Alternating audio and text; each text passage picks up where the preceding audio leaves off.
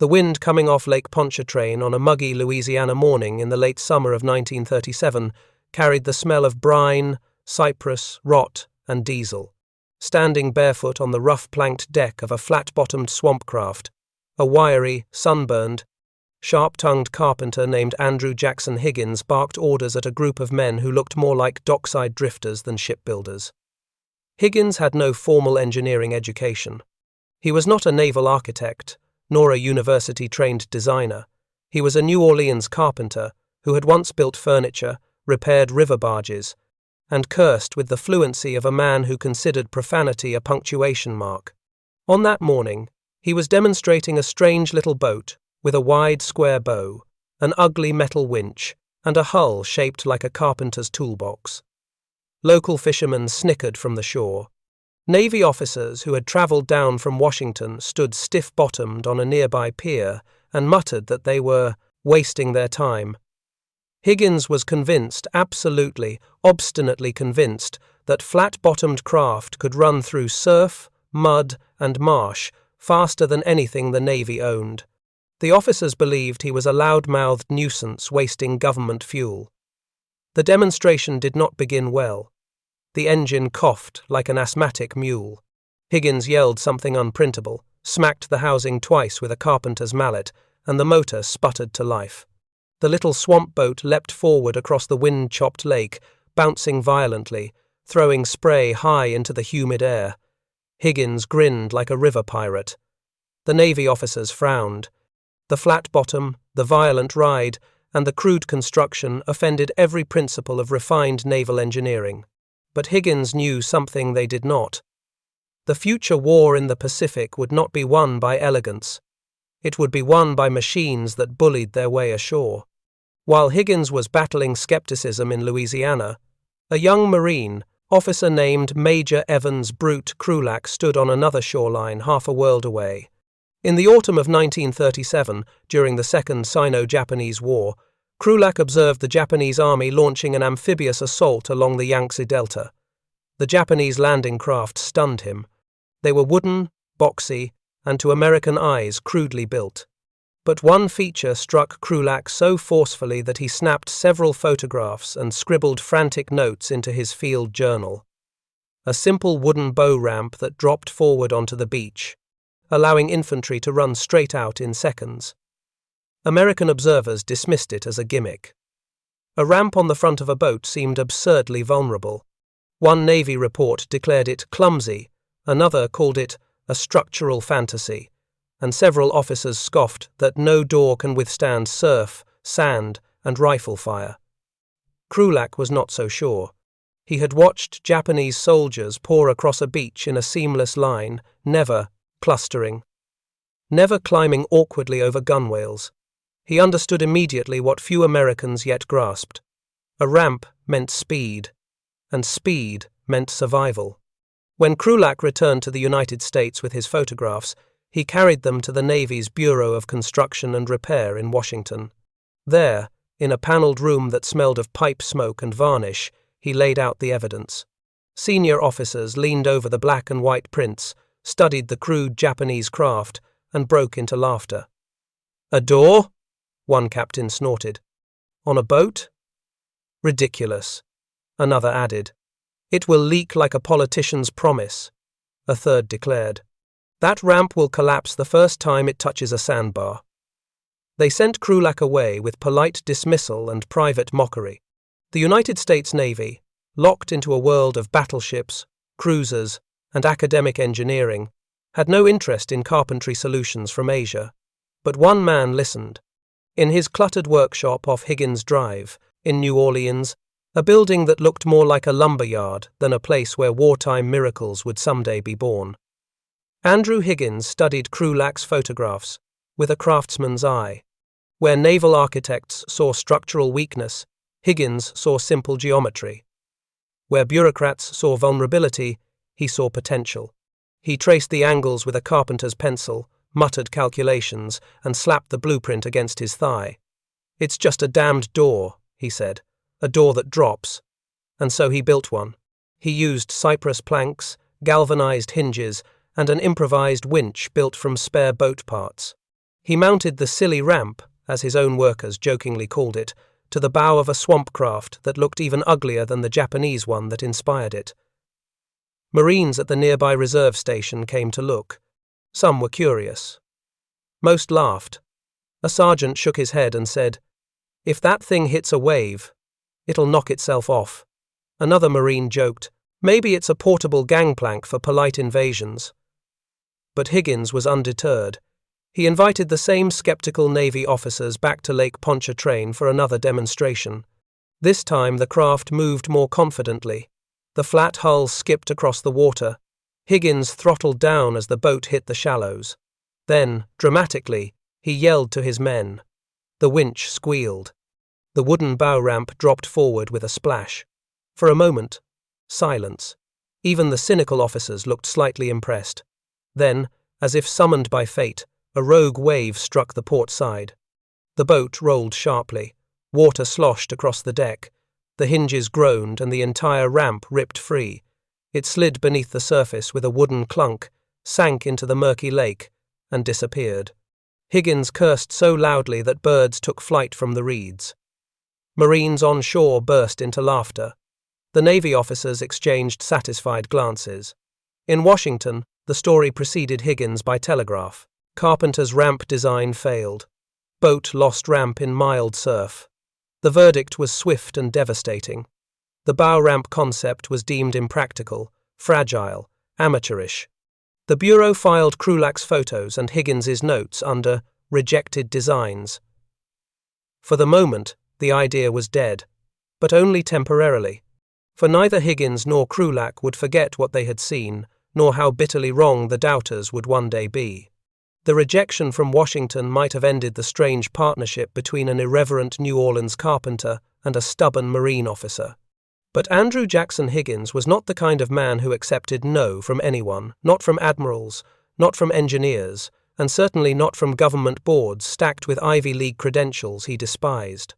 When the Navy dismissed his bow ramp idea in the autumn of 1937, Higgins did what he had always done when authority blocked his path. He built another boat.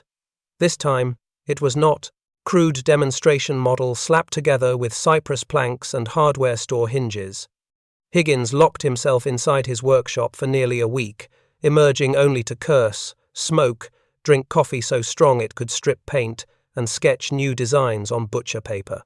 His workers whispered that he slept on a pile of burlap sacks next to the blueprint table.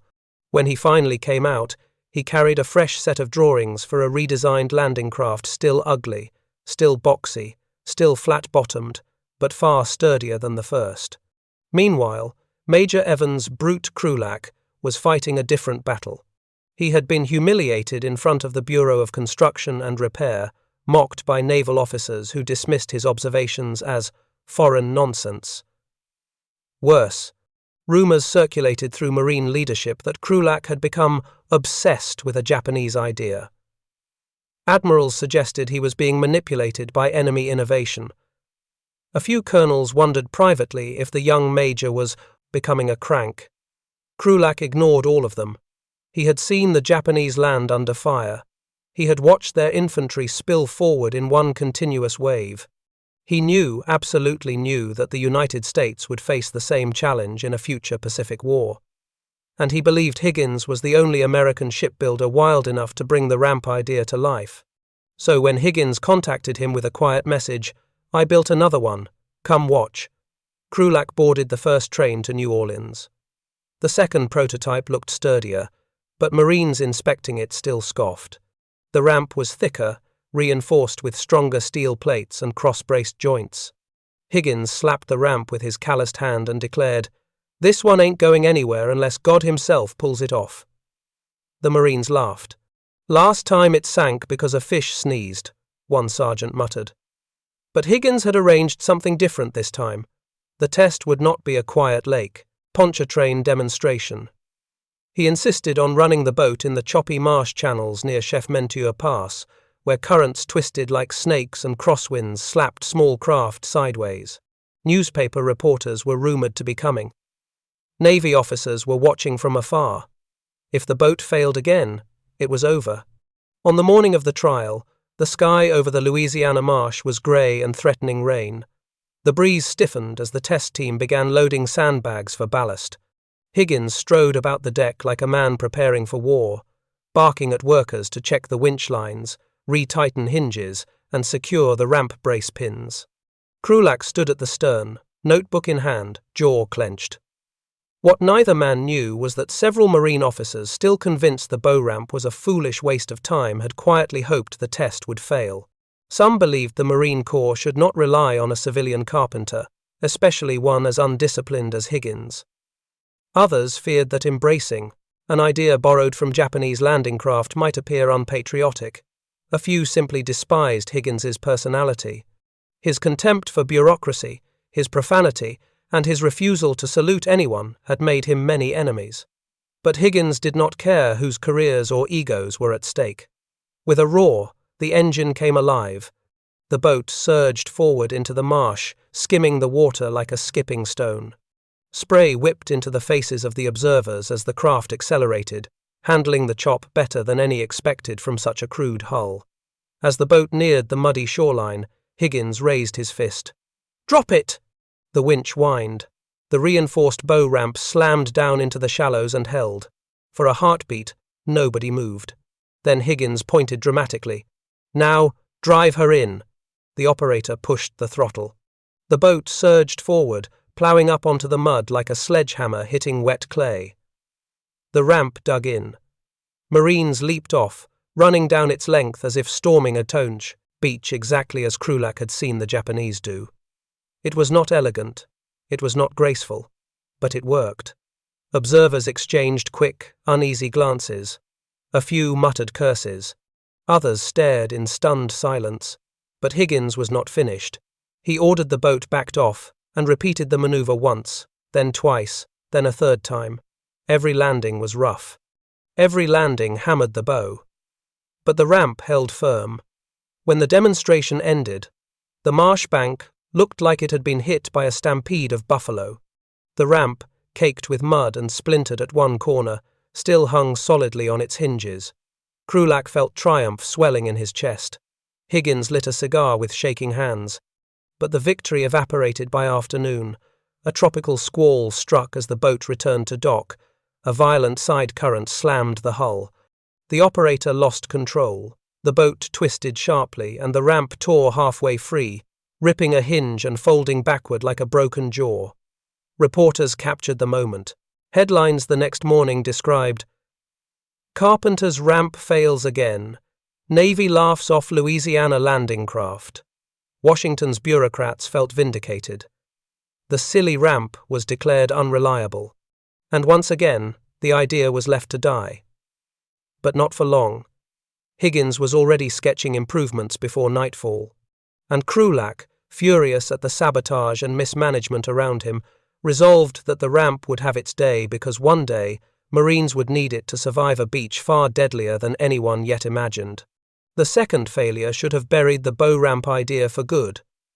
In Washington, the test reports landed on polished mahogany desks with the satisfying thump of bureaucratic vindication. Naval engineers, the same men who had dismissed Krulak's photographs as foreign nonsense, now had written proof that the Higgins contraption was unreliable, structurally unsound, and worst of all designed by a man who claimed he could outthink Ivy League, shipwrights with a pencil stub and a stack of cypress boards. The Bureau of Construction and Repair drafted a formal statement labeling the Higgins ramp unsuitable for amphibious operations. A rear admiral joked that Higgins might better serve the Navy by returning to furniture making. Another, less charitable, wrote in a margin note, "This ramp is a childish solution to an adult problem." Yet none of these men had ever tried to land under fire. In Quantico, Major Evans' brute, Krulak read the rejection and felt heat rise behind his eyes.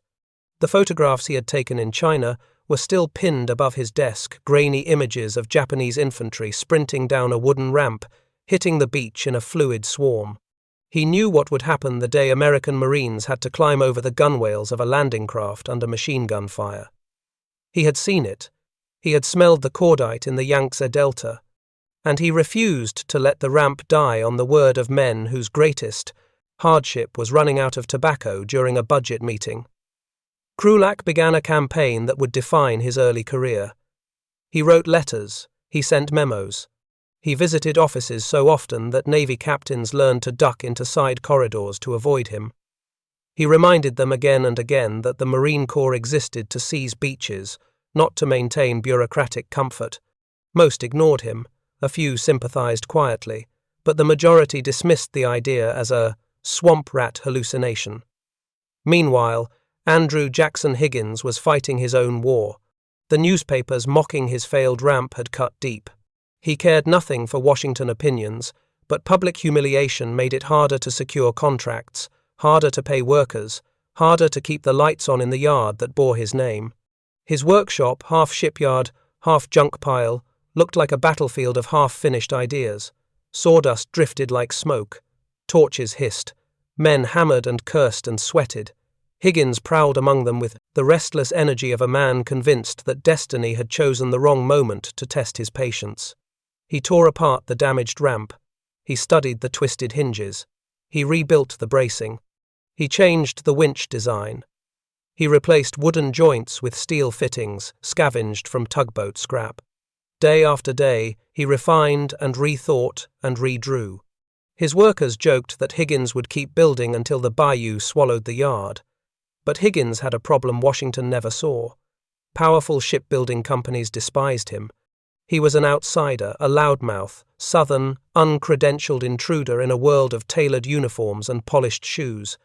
The established yards lobbied quietly against him. They whispered to senators that the Higgins design was unsafe, unstable, untested. And Washington listened, because Washington always listened to big yards. Krulak, however, did not.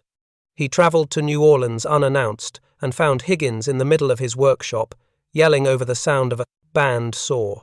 When Krulak told him that Washington had rejected the ramp, Higgins looked up slowly, wiped sawdust from his arms, and said, "Then we'll build another damned boat." Krulak felt something electric pass between them. Higgins was crude, abrasive, and impossible to regulate, but he was the only man in America who believed in the ramp as fiercely as Krulak did. The Marine Major made a decision that would change amphibious warfare forever. He would fight for Higgins. He would fight Congress. He would fight the Navy if he had to, because the next war was coming, and the beaches of the Pacific would not forgive bureaucratic ego. To prove his point, Krulak arranged a demonstration that bypassed the Bureau altogether. He contacted the Marine Corps Equipment Board, a group more open to experimentation. He invited officers who had seen Japanese landings firsthand. He convinced them to travel to Louisiana under the pretense of testing riverine utility craft. He knew that if they saw the ramp with their own eyes, and if Higgins managed to keep it attached to the boat this time, support would grow. Higgins threw every ounce of skill, madness, and invention into the new prototype. This one was stronger, wider. Built with what he proudly called bayou brute force engineering. The ramp's hinges were reinforced with steel plates thick enough to stop rifle fire. The winch line was doubled. The brace system was redesigned to distribute impact across the hull. But this was more than a technical challenge now. This was a showdown between two worlds, the Navy's entrenched tradition versus a Carpenter's unorthodox genius. The day of the demonstration arrived. Marsh winds whipped through the reeds. Clouds rolled low and heavy over the Louisiana wetlands. Marine officers gathered on the bank, some skeptical, some curious, all waiting for a show. Higgins stepped onto the deck of his new creation, cigar clamped in his teeth. Krulak stood beside him, hands behind his back, eyes unblinking. The boat roared forward. It hit the shallows. The ramp dropped. Marines ran ashore, and the ramp held. A second pass, a third, a fourth. Every landing drove the bow deeper into the mud. Every retreat strained the winch. But the ramp remained solid, refusing to bend or tear. Krulak felt vindication rising like a tide. Higgins exhaled a long breath that smelled of victory and cigar smoke. But Washington would not surrender easily. For while Krulak was winning converts on the mudflats of Louisiana, Powerful men in the capital were preparing new arguments, new reports, new obstacles. They were determined to bury the ramp concept once and for all. They did not yet understand that nothing short of divine intervention or a direct hit from a battleship could stop Andrew Jackson Higgins, and certainly nothing could stop brute Krulak. The Louisiana marsh tests should have been enough to silence the critics. The ramp had held through repeated landings. Marines who had once mocked the design now admitted quietly, reluctantly, that the concept had promise. But promise was not enough. In Washington, promise meant nothing without paperwork, without signatures, without approval from the same bureaucrats who had humiliated Krulak and dismissed Higgins as a bayou loudmouth. So the Navy convened a new review board, staffed almost entirely by officers who believed innovation should begin in Annapolis classrooms, not in a carpenter's workshop. These were men who trusted polished teak decks over muddy swamp planks, who had spent their careers perfecting battleship gunnery tables rather than worrying about how infantry would exit a wooden boat under machine gun fire. Their mission was simple: kill the ramp design once and for all. When Krulak learned of the board's formation, he slammed his fist on his desk. He knew how these things worked. The Navy's bureaucracy did not fight openly. It strangled ideas slowly, quietly, with endless reviews, contradictory memos, and vague statements like, "further testing required." A perfect bureaucratic burial, clean, bloodless, deniable. But this time, the board insisted on seeing the craft in person. They wanted a full demonstration, with measurements, with recorded timings, with standardized loads. They wanted to run the ramp under controlled conditions so tight that any malfunction, any misalignment, any splintered hinge would justify a final rejection. Krulak understood the trap. So did Higgins. But Higgins only grinned, spit tobacco into the mud, and said, "Let them come. I'll give those sons of respectable mothers a demonstration they'll remember." The test was scheduled for early spring, 1939.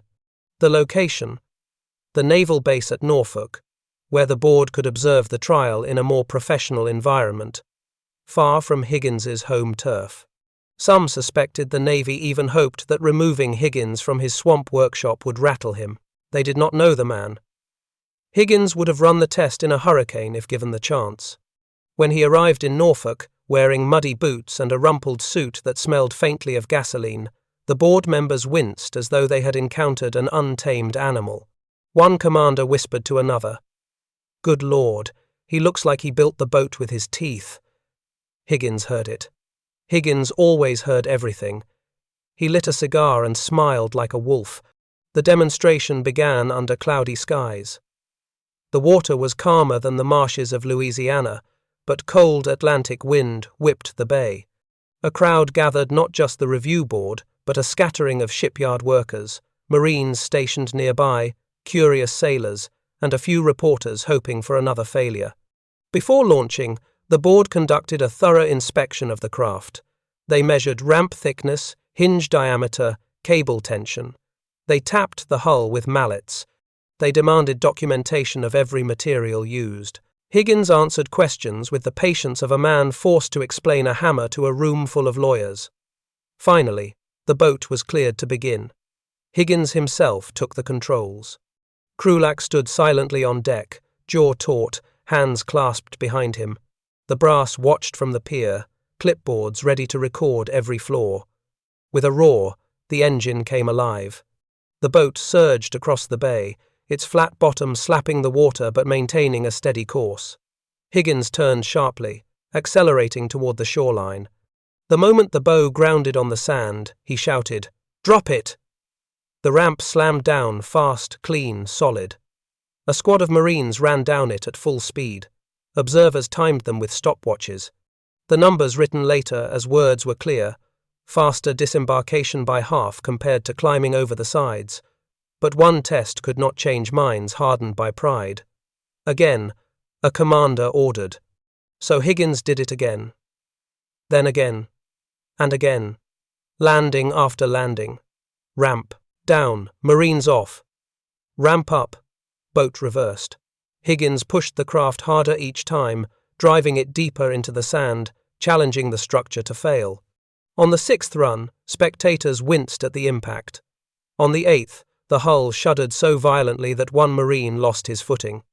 On the 10th, the crowd fell silent, waiting for the hinge to snap. It never did.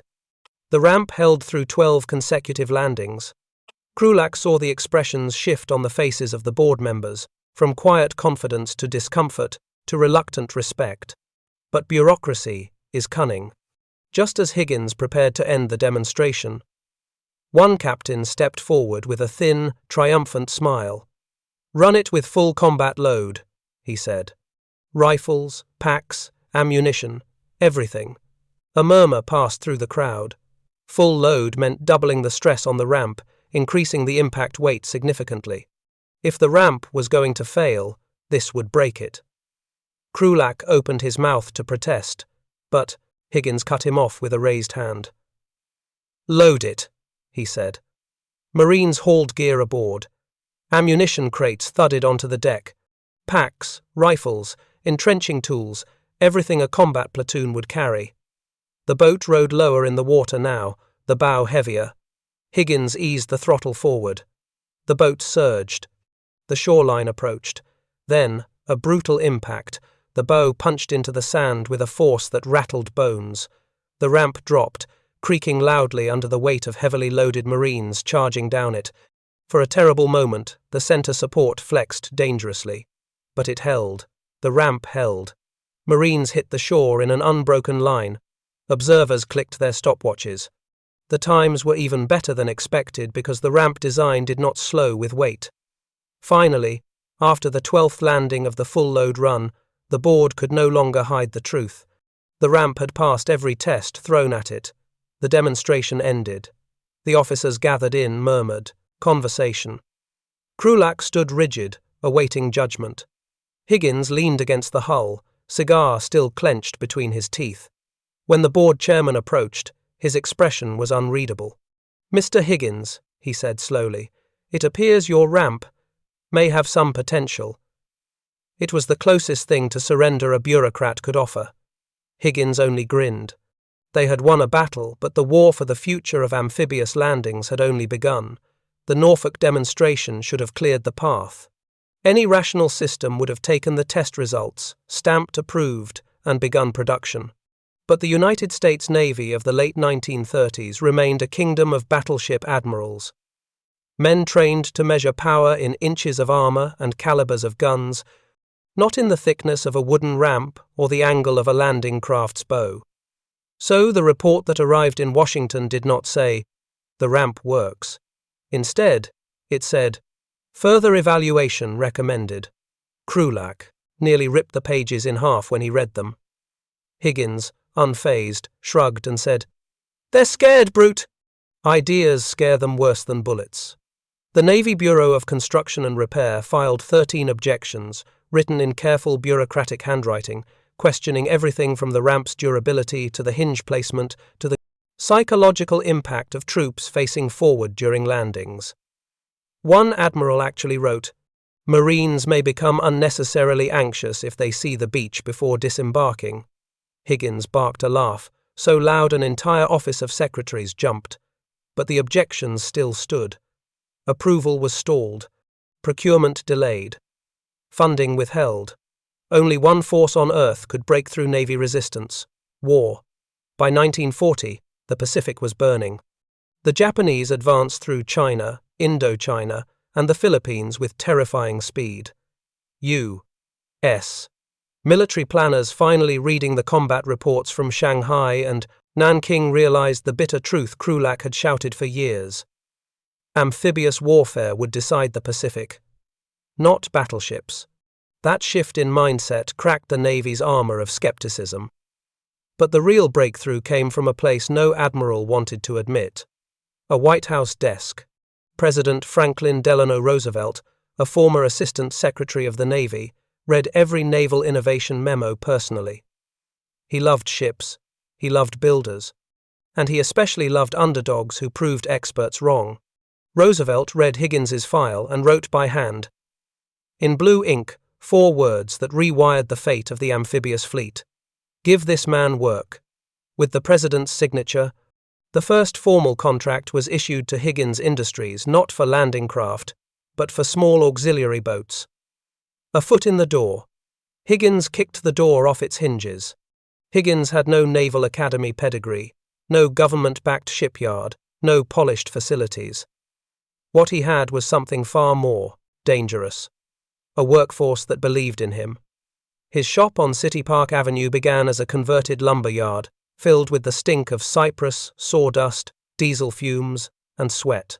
His labor force was a ragtag miracle: Cajun fishermen, unemployed carpenters, welders from the oil fields, shrimpers from the Gulf, bootleggers who traded rum-running engines for boat-building engines. These were not the polished machinists of Newport News. They were faster. They were hungrier. They did not follow naval manuals because most of them had never seen a naval manual. They followed Higgins. And Higgins followed one rule: build the damned thing. Make it work. Then make it better. By 1941, the factory operated day and night. Women joined the production lines. Black and white workers labored side by side, something unheard of in the segregated South, and Higgins enforced equality with the subtlety of a gunshot. When one supervisor protested the integrated workforce, Higgins fired him on the spot, shouting, "The Marine Corps needs boats, not bigots." Word spread through New Orleans. If you could hammer, weld, saw, stitch canvas, or turn a wrench, Higgins would hire you. Gender, race, and age be damned.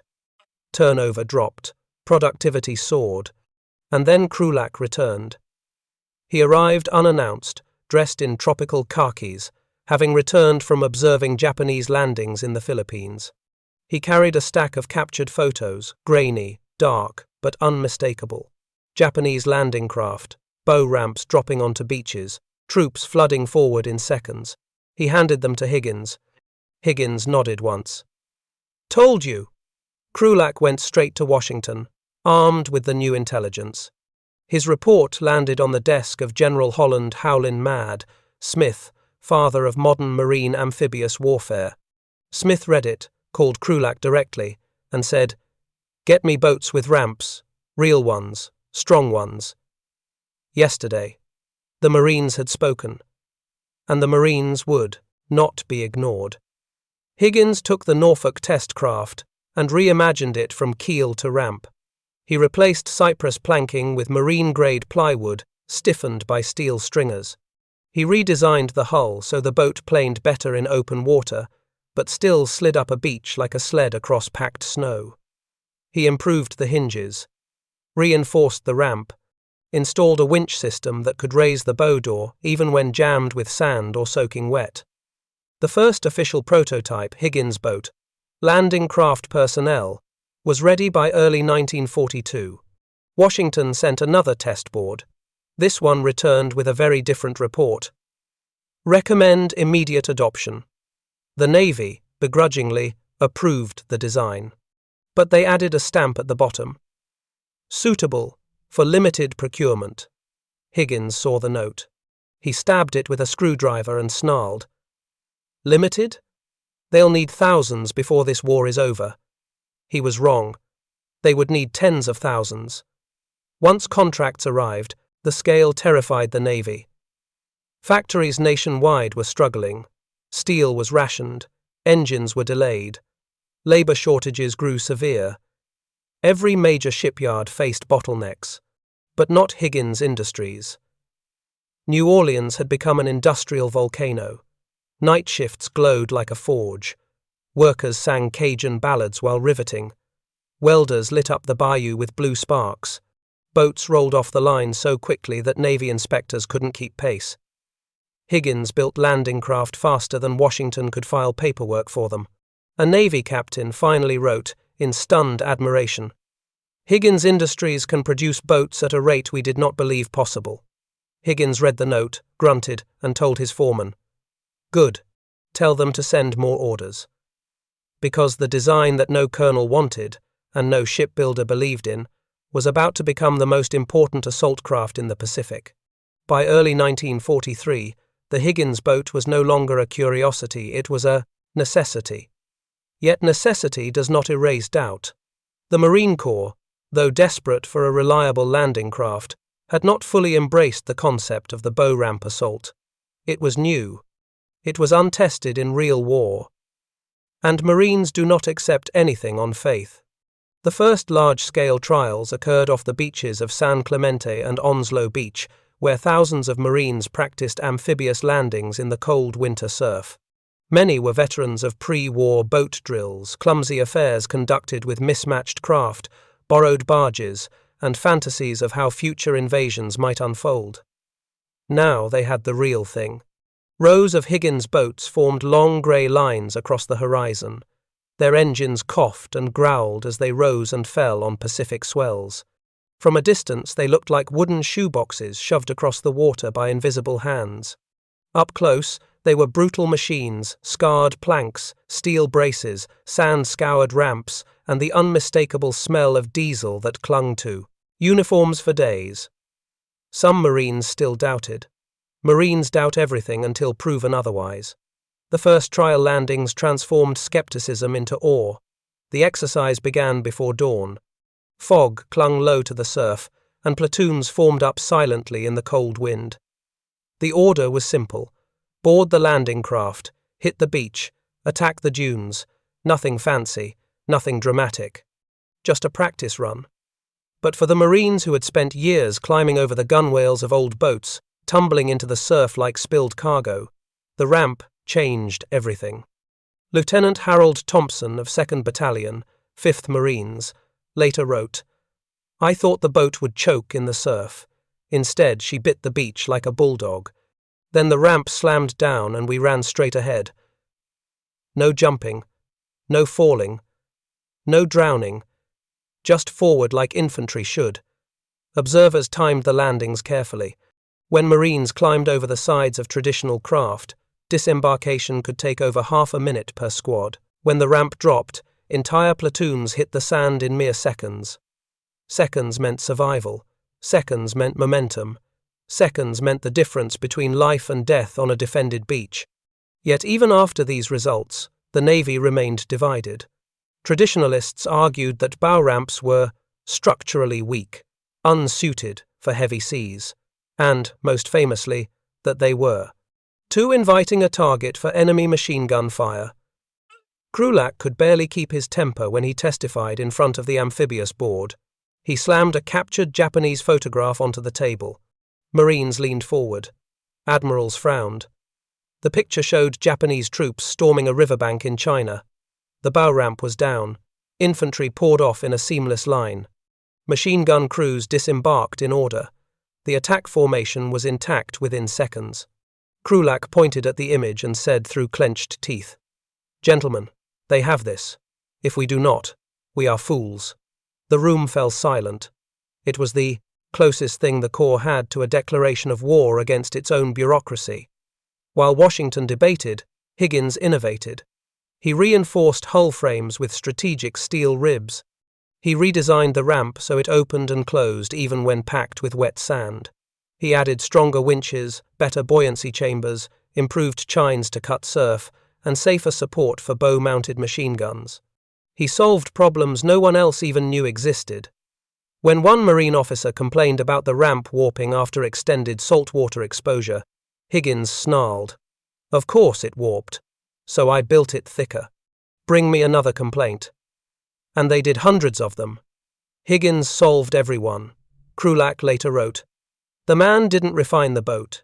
He evolved it. The damned thing grew teeth, lungs, and purpose." By the summer of 1943, the Higgins boat was no longer simply a design. It was doctrine. On the island of Betio, in the Tarawa Atoll, Marines would learn the more brutal truth. Even a perfect tool could not save every man. The landing on Tarawa in November of 1943 was catastrophic. Tides miscalculated. Reefs blocked the approach. Boats grounded far offshore. Marines were forced to wade hundreds of yards through machine gun fire. But amid the chaos, something remarkable happened. The boats that did reach the beach did so because of the ramp. Marines stormed out in formation, under fire but unbroken. Naval observers reported that every successful penetration of the seawall began with Higgins' boats landing intact. On the day Tarawa's casualty lists reached Washington, one admiral who had fought the ramp design for years wrote a single bitter sentence in his journal: "Damn Higgins." The Carpenter was right. After Tarawa, the Marines treated the Higgins boat not as equipment, but as a living part of the Corps. Training intensified. Engineers studied surf conditions. Platoons drilled in rapid disembarkation. Ramp operators trained to drop the bow with perfect timing. Camp Pendleton, Camp Lejeune, and dozens of Pacific staging bases echoed with the same thunder. Ramps slamming open, men hitting sand, engines roaring, boats reversing. The Corps learned to move like water itself, fluid, unstoppable. A Marine colonel who once called the ramp a carpenter's jest now admitted, "The ramp gives us violence delivered forward. It gives us shock. It gives us speed. Higgins gave us a weapon." The ramp had proven its worth on training beaches and in the blood-red lagoon of Tarawa. But its greatest test, the one that would carve its name into history, awaited on a sulfur island in the Bonins, a place called Iwo Jima. The black volcanic sand of Iwo Jima was unlike anything Marines had ever seen, hot, treacherous, and soft as ground coffee. It swallowed boots, it swallowed equipment, it swallowed hope. Men who stepped into it described the sensation as trying to run through wet cement mixed with ash. Even the air tasted scorched, as if the island exhaled sulfur instead of oxygen. No topographical map prepared them. No intelligence assessment conveyed its cruelty. The volcanic grit clung to sweat and skin and stuck to rifle bolts like glue. And beneath that sand waited an enemy dug into 60 miles of tunnels fortified with reinforced concrete and cooled by hidden ventilation shafts. Marines knew Iwo Jima would be hell. What they did not yet know was that without Higgins's ramp, they never would have reached the beach at all. On the morning of D-0, the Pacific swarmed with steel. Battleships, destroyers, transports, rocket craft. Thousands of vessels spread across the horizon like a floating continent. After days of bombardment that commanders believed had crushed most resistance, Marines of the 4th and 5th Divisions boarded their landing craft. The sea smelled of cordite and diesel. Engines rumbled like an approaching storm. Waves slapped the hulls with Arta's cold indifference. And in the middle of the controlled chaos sat hundreds upon hundreds of Higgins boats, flat-bottomed, blunt-nosed, ugly to traditionalists but perfect for the task ahead. Ramp crews checked winches. Machine gunners inspected their mounts. Marines adjusted straps, checked rifle chambers, and stared at the plume of black smoke rising from Iwo Jima's slopes. One corporal turned to his sergeant and whispered, "We're walking into a mouth." He was not wrong. As the first wave approached the beach, the volcanic sand revealed its true nature. Unlike coral atolls or firm Pacific beaches, Iwo Jima had no stable shelf, no hard-packed landing zone. The sand was soft and deep, a natural trap. Landing craft did not glide up the beach. They dug into it. Higgins boats, loaded with rifles, packs, flamethrowers, BARs, demolitions, radios, and 30 Marines, hit the shoreline and sank several inches on impact. But here the ramp, the silly ramp, as Washington once mocked it, performed a miracle. If Marines had been forced to climb over the sides, they would have stumbled, toppled, and face-planted into the sand. The boat would have rocked, unbalanced, and stranded men in a vulnerable pile. Instead, the ramp dropped, and Marines ran. Forward. Always forward. The black sand may have slowed them, but the ramp did not. The design turned chaos into direction.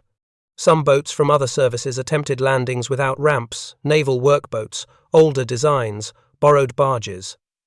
They became death traps instantly. Men jumped over the sides into waist-deep volcanic grit. Packs dragged them down. Machine gun fire raked the surf. Marines struggled to find footing. Many drowned in barely 3 feet of water because the sand refused to support them.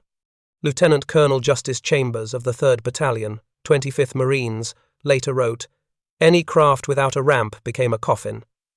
The Higgins boat was the only way to hit that beach in fighting condition. The proof was undeniable. The survival rate of Marines exiting ramp-equipped landing craft was significantly higher in the first 3 assault waves. Washington would later cite Iwo Jima as the ultimate validation of the Higgins design. But on the day of the landing, the only validation that mattered was life itself. Japanese artillery soon found the range. Mortar shells plunged into the surf. Machine guns fired from hidden tunnels that naval bombardment had failed to detect.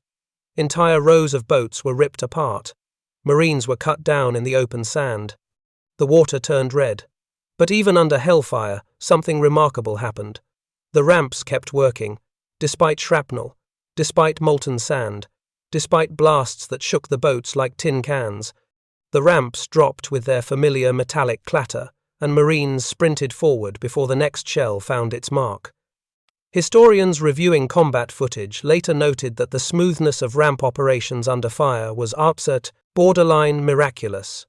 Higgins's simple hinge mechanism, reinforced steel frame, and hand-cranked failsafe meant the ramps could be lowered even when hydraulics failed or when the boat's bow was partially buried.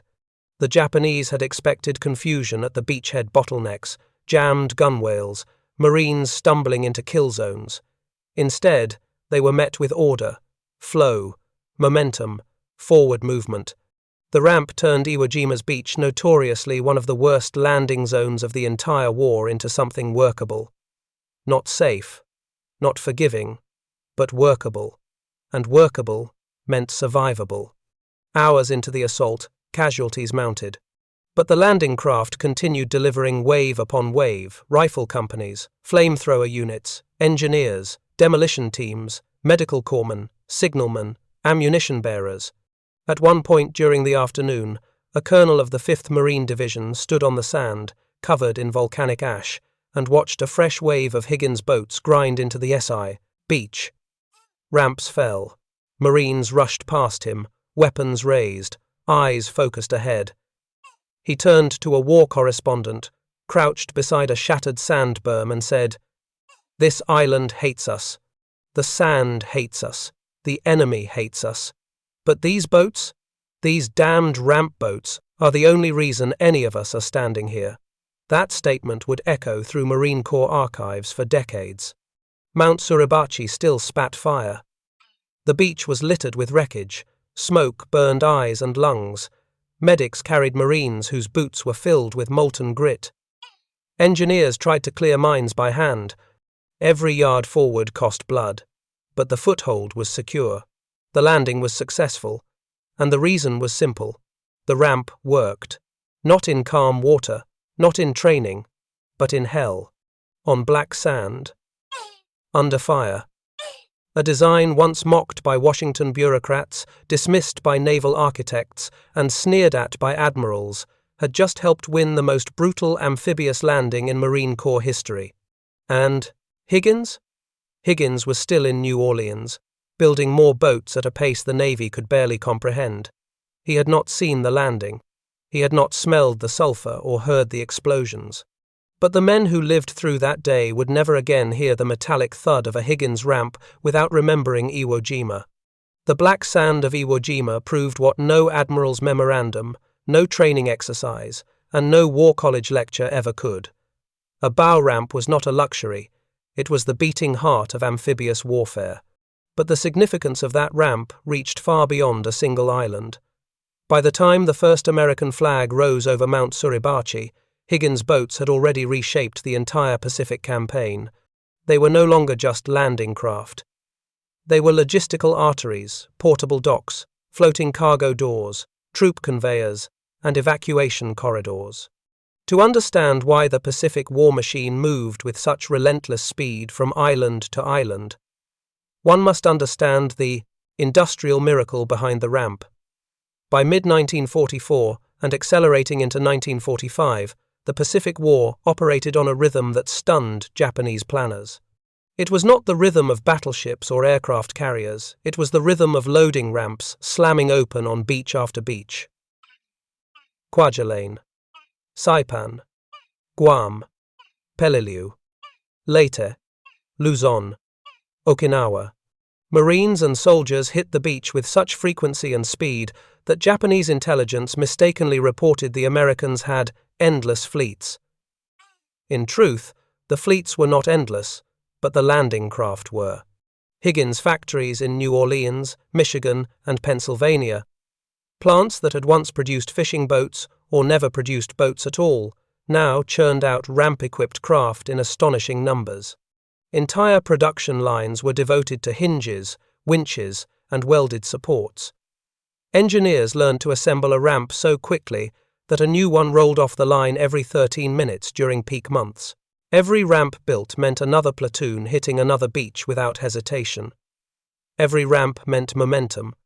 Every ramp meant pressure on the enemy. The Japanese could fortify, tunnel, dig, and conceal. But they could not outproduce the Higgins ramp. By 1944, the United States had perfected a choreography of invasion unlike anything in military history. Higgins boats formed the foundation of this brutal ballet. The sequence was always the same. First wave, riflemen, BAR teams, flamethrower operators. Second wave, machine gun crews, engineers, demolitions. Third wave, medics, radio teams, commanders. Fourth wave, supplies, food, ammo, water, wire cutters, bamboo poles, explosives. Fifth wave, more troops, more supplies, more equipment. The key was speed that depended entirely on the ramp. Without a bow ramp, time multiplied. Seconds became minutes, minutes became casualties, casualties became failed landings. But with the ramp, Marines flowed ashore, like a tide that refused to recede. And in the moments between waves, when boats reversed, reloaded, and surged forward once again, the Pacific became an industrial conveyor belt, feeding America's advance toward Japan. Japanese commanders noted this with despair. One officer of the 31st Army wrote in a post-war interrogation, "Their boats never stopped. The sea brought them as the tide brings driftwood constant, unending. We destroyed many, but more always appeared." He did not understand that he had not fought the boats, he had fought the factories. Higgins' boats did not merely land troops, they resupplied entire armies. Once a beachhead was secure, the same craft hauled ammunition crates, medical supplies, radio units, water purification gear, flamethrower fuel, mortar shells, and rations. They ferried wounded men back to hospital ships. They moved captured prisoners. They dragged artillery ashore. They pulled stranded vehicles free of mud with jury-rigged tow lines. One Marine quartermaster put it bluntly, "This simple wooden door became the portal through which the Pacific War flowed. Island landings that once took days to stabilize now took hours. Divisions that once required weeks to resupply could refit in a single night." American mobility transformed from impressive to unstoppable. Japanese commanders reported the same nightmare again and again. "We destroyed the first wave, the second came. We destroyed the second wave, the third came. We destroyed the third wave, the fourth came. We ran out of ammunition." The Americans did not. One of the most astonishing consequences of the Higgins ramp was this. The Japanese knew the Americans were coming. They knew where the next island stood. They knew the timetable. They could calculate the approach, but they could not stop the ramp. Speed mattered. Surprise mattered. Logistics mattered. At every invasion, Higgins' boats turned ships into beaches, beaches into roads, roads into supply, hubs. They erased the natural protections of geography. A lagoon, a reef, a jungle shoreline, none of it mattered. As long as a Higgins boat could drop its ramp, America would land. And they did. Again, and again, and again. By late 1945, the United States had advanced across thousands of miles, seizing airfields, cutting supply lines, and positioning itself for the invasion of the Japanese home islands. Military planners studying the ramp's role concluded. General Douglas MacArthur, never generous in his praise, wrote that without the landing craft ramp, the entire Southwest Pacific campaign would have been logistically impossible. Holland Howlin Mad Smith, the father of marine amphibious warfare, declared, "Andrew Higgins is the man who won the war for us." And though the war would end before the invasion of Japan, the Ramp remained the quiet, stubborn hero of every plan drawn for Operation Olympic and Operation Coronet. Because the United States knew one truth: if they had to invade Japan, the Ramp would carry them ashore.